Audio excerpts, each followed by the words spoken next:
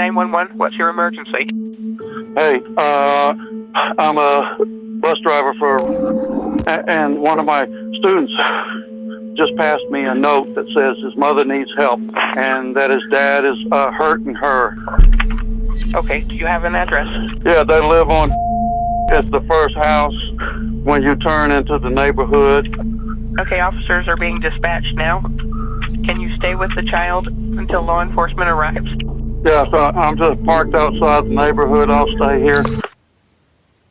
This is what the Los Cruces Police Department were informed of on April 23, 2021, just the night before Veronica had endured 12 hours of what could only be described as a living hell, all because of her boyfriend Eric Alvarado. At this point, fearing for her and her children's life, the main thing on her mind was to call the police, but Eric had confiscated her phone and refused to let her leave his sight. However, Eric and Veronica's son still had to go to school. This gave Veronica an idea that would save her and her family's life.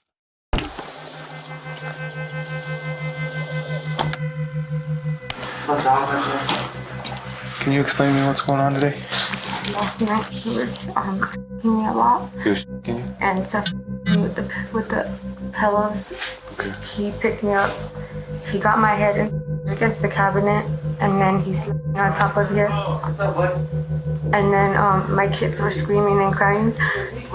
And he said that he was either I die or he's gonna have a shot with you guys. Veronica is clearly distressed and just thankful that the cops are here to save her. In fear of her life, she wrote a note behind Eric's back saying that she was in danger and to call 911. She passed this note to her kids in hopes someone from their school would call the police. The note was given to a bus driver who immediately called the Los Cruces Police Department. The cops need to know exactly what happened. Veronica just told them that Eric would have a shootout with the cops if they came, so they know they're dealing with someone either dangerous or delusional, something they would quickly find out.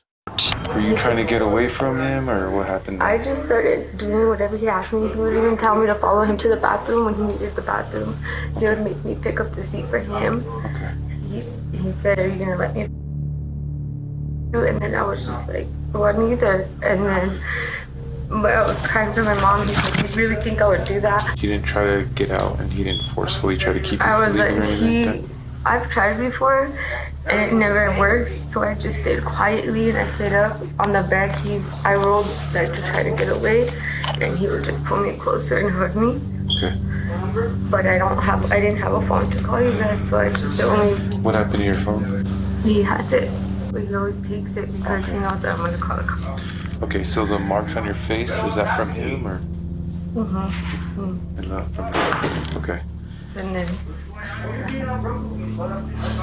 Listen to exactly what Veronica's saying. It's obvious that this isn't just a one-time thing. She's using phrases like "I've tried before and it never works," implying that she'd almost given up trying to escape him. This is known as learned helplessness, a condition where an abused person starts to believe that they're powerless to save themselves because of the repeated abuse and perceived lack of control. Unfortunately, it's more common than you might think. On average, it takes 7 tries for a victim to escape their abuser, and every single one of these failed attempts would start to make them feel more and more powerless, as though control of their life is slowly slipping away. Given that Veronica has a 5-year-old son with Eric, the abuse might have been going on for years, with her essentially resigning her fate to his violence and manipulation. If that's the case, then her son's actions should be even more celebrated, finally freeing his own mother from a relentless cycle of abuse.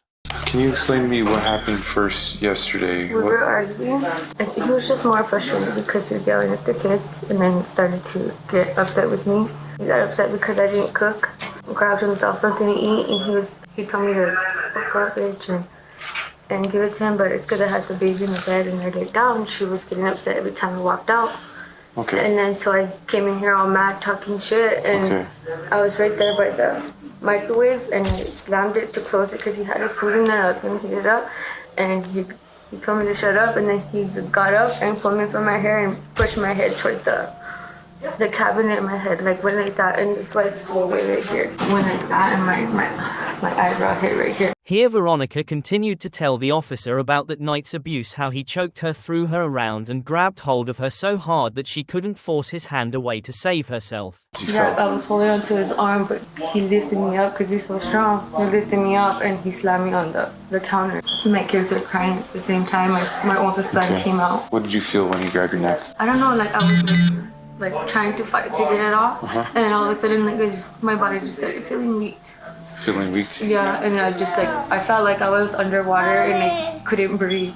And I was just like trying to calm him down, like, oh baby, I love you, please stop, this is not.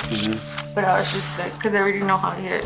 Directly after being choked almost to death, she's still pleading with him and telling him that she loves him. Obviously, it can't be discounted that this was just an act to get him to stop. But again, this is a very common reaction. Eric has likely used either love bombing or intermittent reinforcement to manipulate Veronica. Love bombing involves initially showering the victim with affection and attention, forming attachment quickly, and intermittent reinforcement involves quickly alternating between kindness and cruelty. Both of these create a powerful emotional bond and dependency on the abuser, making it much harder to leave despite making her feel like this. He's talking about, are you scared or die?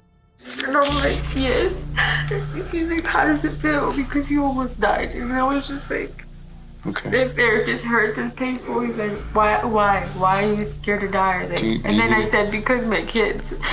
But the last little piece of information the cops get might just be the most important one and unravel why tonight's abuse got so out of hand. From PTSD, depression. And he hasn't took his medication either. Bipolar depression and... Yes, it takes so much help.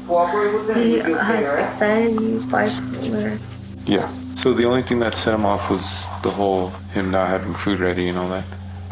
No, it was the kids. He was yelling at my son. Okay. And that if anything gets him upset, he gets really, really upset. Apparently, Eric suffers from PTSD, depression, anxiety, and bipolar. He's supposed to take a litany of meds to keep him stable, but that night he hadn't taken any of them. Of course, this isn't an excuse for his behavior, nor is it to be assumed that many bipolar people would ever act in this manner, but it could be a possible explanation for the severe and continued abuse. How long have you been with him? On and off for 7 years. There's a time when he sent me to the hospital, but I didn't first try. So you never... I felt bad because he always calls me just like, I'm sorry, this is that. So I'm a sick man. Has he ever been charged with domestic or anything like that? He has? In Las Cruces or New Mexico? With his ex-girlfriend. Okay, but not with you? Yeah. And a lot of times I drop the charges because I feel bad. Eric is clearly dangerous and needs to be locked up, but that all depends on if Veronica is going to press charges this time or let herself be manipulated out of it again. But before she can even make that decision, the other cop comes into the room and lets them know that they need EMTs on the scene immediately. When you were standing up and you started... I don't know if he was making him do himself. Is that normal for him? He gets like that when he's really upset, and he's not acting in an angry way. He does that, and sometimes like he'll fall on me, and like I can't pick him up. Okay. So panic attacks are normal for him? He's been out in all week. She says he has knives in the drawer, so... Seems as though Eric has had a panic attack and needs help from a medic. The thing is, the cops can't be sure if this is a genuine reaction or another way to try and guilt and manipulate Veronica, but either way they get the fire department on the scene to check him out. Does he need to go to the hospital, boys?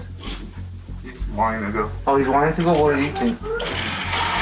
We're trying to just take a blood pressure, that's about it. His oxygen's good right now, it's at 98%. Heart rate's fine, a little elevated at 98, but it's nothing crazy. Do you take your medications for PTSD and the depression?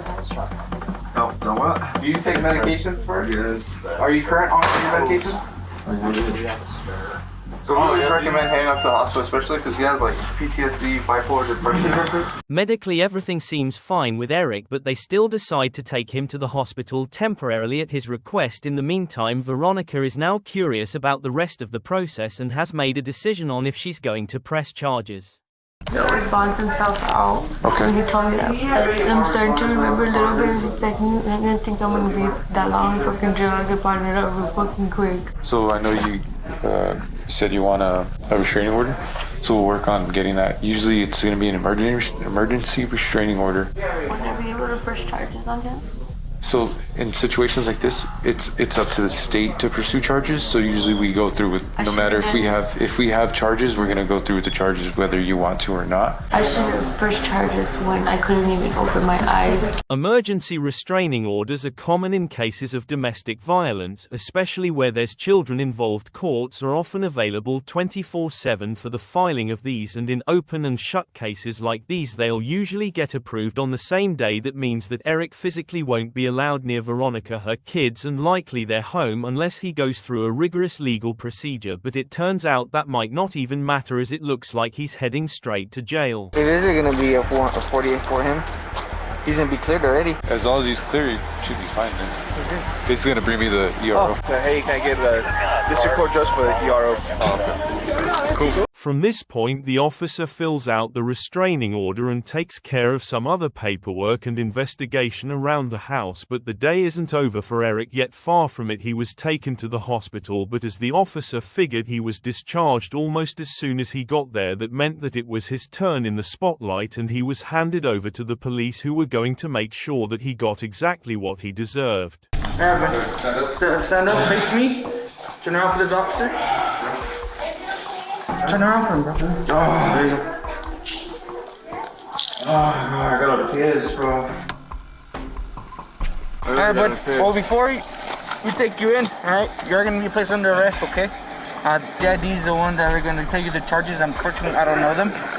But you are going to be served a Emergency restraining order. I would suggest not contacting her, writing her, going to the house, none of that. As the officer mentioned, the case was handed over to SID, or the Criminal Investigation Division. In even simpler terms, the detectives. Usually a case is passed over the SID if the crimes were particularly severe, or if it requires the specific resources or skills the SID have. In this case, it's very likely the chronic abuse and psychological manipulation that warranted their intervention. As to truly unpack what happened here, it would require an expert to dig deep and use their skills to figure everything out. That's why less than an hour after he was released from the hospital, he was sat face to face with a detective that was about to grill him for his side of the story. Unfortunately, Eric didn't exactly make that easy, and it ended with him back in handcuffs and on his way to a cell.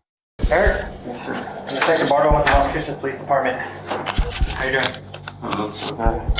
What happened last night? Okay, so you're here for a reason, and I'm here with you for a reason, and that's to get your side story. If you're going to tell me nothing, I'm going to go ahead and leave and proceed my investigation. So right now, this is your chance. What am I being charged with? I'm not there yet, but I'm in an investigation. I'm investigating you. I don't feel good, man. Okay. I want to go. All right. I'm going to take you back to the holding cell, okay? So the last thing that I need to do is get your side of the story. Since you're not going to give that to me, I'm going to go ahead and charge you with 3 counts of aggravated battery on a household member. 2 of them are strangulation, the other one's going to be suffocation, or 2 of them is suffocation, one's going to be strangulation, battery on a household member, and also deprivation of property of a household member. 3 of the 5 are going to be felonies. Okay? What? Why are they felonies? What did I do that? 3 felonies. Why? Do you want to talk to me about it? But like, what did I do? What did you say? I don't know, you were there. I didn't. You were there last night. Nothing. I didn't do nothing, bro. Okay.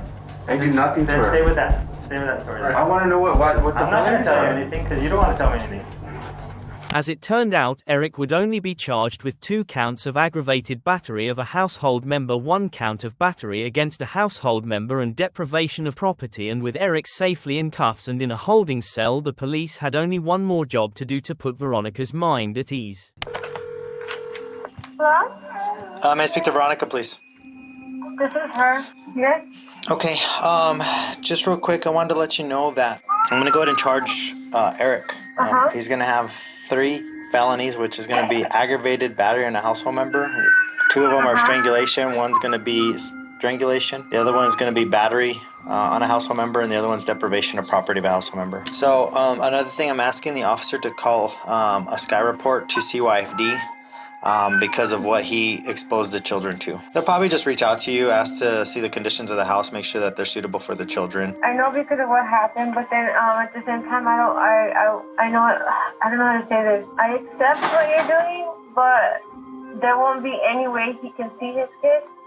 There will be, but it's got to be in different terms now. The way you guys had it, it obviously didn't work because look what he's exposing. As of July 2024, Eric Alvarado is still awaiting sentencing and is being held without bond. However, based on his charges and history, it's estimated he'll likely spend up to 8 years behind bars with prevention and checks by CPS. The children will also receive treatment and care for any trauma or abuse caused by their father, and Veronica will finally be free of the horrific treatment caused by her evil husband. And remember, none of this would have happened if not for what Veronica's 5-year-old son did that morning, being brave and strong enough to reach out to save his mom, changing his whole family's lives in one heartwarming and heroic move.